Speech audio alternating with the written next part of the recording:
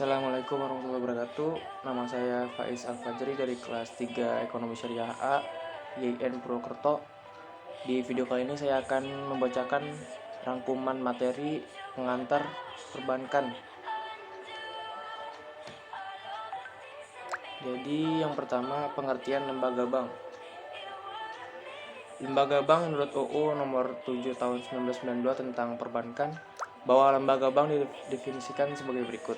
Bank adalah badan usaha yang menghimpun dana dari masyarakat dalam bentuk simpanan dan menyalurkannya kepada masyarakat dalam rangka meningkatkan taraf hidup rakyat banyak.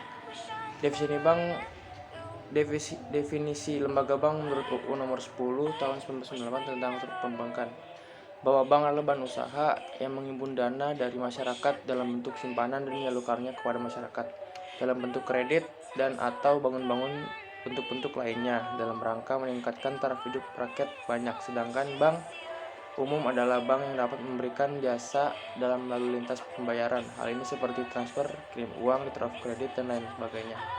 Selain bank umum, ada juga bank perkreditan. Ini untuk lembaga bank biasanya dimiliki oleh pemerintah daerah, kabupaten, atau kota. Ada juga yang dimiliki oleh swasta. Yang kedua ada ruang lingkup lembaga bank. Lembaga bank dibagi menjadi beberapa klasifikasi. Di antaranya ada berdasarkan jenis, lalu kepemilikan, tujuan lembaga bank, organisasi lembaga bank, pembagian lembaga bank. Pertama berdasarkan jenis. Lembaga bank dibagi menjadi dua, yaitu bank devisa dan bank non devisa. Bank devisa adalah bank umum yang telah mendapatkan izin dari pemerintah dalam hal usahanya yang berkaitan lalu lintas pembayaran luar negeri, serta penjualan falas atau valuta asing. Adapun bank non devisa adalah kebalikannya dari bank devisa. Lalu yang kedua ada berdasarkan kepemilikan. Bank dibagi menjadi bank umum milik pemerintah atau bank BUMN, bank umum swasta nasional, lalu ada bank asing. Ada juga bank milik campuran, saham dimiliki oleh pihak swasta Indonesia dan pihak asing. Yang kelima, bank milik pemerintah daerah provinsi, bank BUMN seperti BRI, Mandiri, BNI, dan BTN.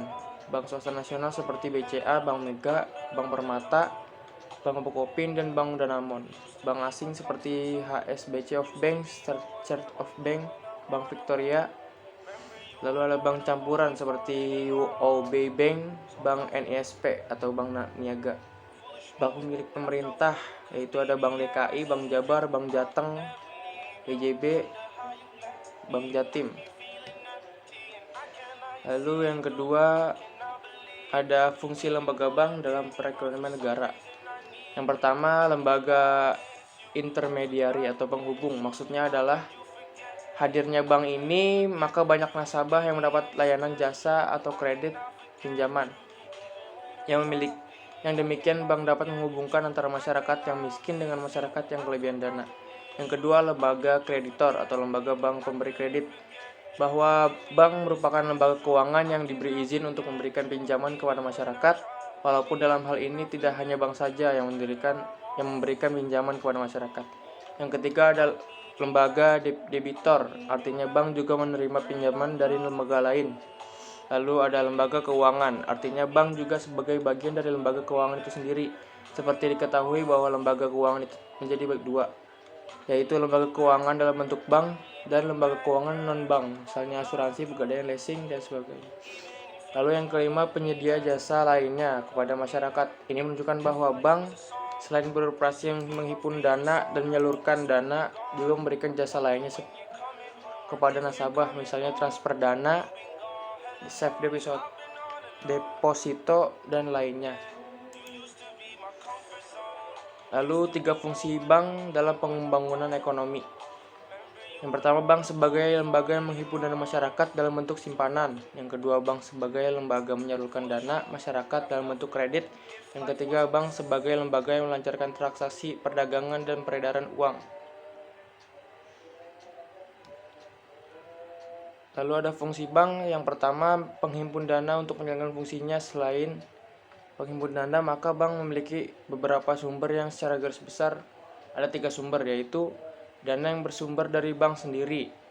Lalu ada dana yang berasal dari masyarakat luas yang dikumpulkan melalui usaha perbankan seperti usaha simpanan giro, deposito, dan tabanas. Lalu dana yang bersumber dari lembaga keuangan yang diperoleh dari pinjaman dana yang berupa kredit, likuiditas, dan call money. Dana yang sewaktu-waktu dapat ditarik oleh bank yang meminjam dan memenuhi persyaratan. Mungkin ada pernah mendengar beberapa bank likuiditas atau dibukukan usahanya. Salah satu penyebabnya adalah karena banyak kredit yang bermasalah atau macet. Yang kedua, fungsi bank yaitu penyalur dana-dana yang terkumpul oleh bank disalurkan kepada masyarakat dalam bentuk pemberian kredit, pembelian surat-surat berharga, penyertaan kepemilikan harga tetap. Yang ketiga, pelayanan jasa bank dalam mengembang tugas sebagai pelayan lalu lintas pembayaran uang. Lalu keempat, penyalur atau pemberi kredit dalam kegiatannya tidak hanya menyimpan dana yang diperoleh, tetapi untuk pemanfaatannya bank menyalurkan kembali dalam bentuk kredit kepada masyarakat yang memerlukan dana segar untuk usaha. Lalu sebagai agent of trust, yaitu lembaga yang landasannya kepercayaan. Yang kedua, agent of development, yaitu lembaga yang memobilisasi dana untuk pembangunan ekonomi. Yang ketiga, agent of service, yaitu lembaga yang memobilisasi dana untuk pembangunan ekonomi. Di samping melakukan kegiatan pengimpor dan penyalur dana, bank juga memberikan penawaran jasa perbankan yang lain kepada masyarakat. Jasa yang ditawar bank ini erat kaitannya dengan kegiatan perekonomian masyarakat secara umum. Lalu ada jenis-jenis lembaga perbankan. Jenis-jenis perbankan di Indonesia diatur dalam pasal UU nomor 7 tahun 1992 dalam pasal 5 ayat 1 berbunyi, bank umum adalah bank yang dapat memberikan jasa-jasa dalam lintas pembayaran. Lalu ada bank pendidikan rakyat, adalah bank yang menerima simpanan dalam bentuk deposito berjangka dan bentuk lainnya yang dipersamakan dengan itu. Sekian dari saya, kurang lebih mohon maaf. Wassalamualaikum warahmatullahi wabarakatuh.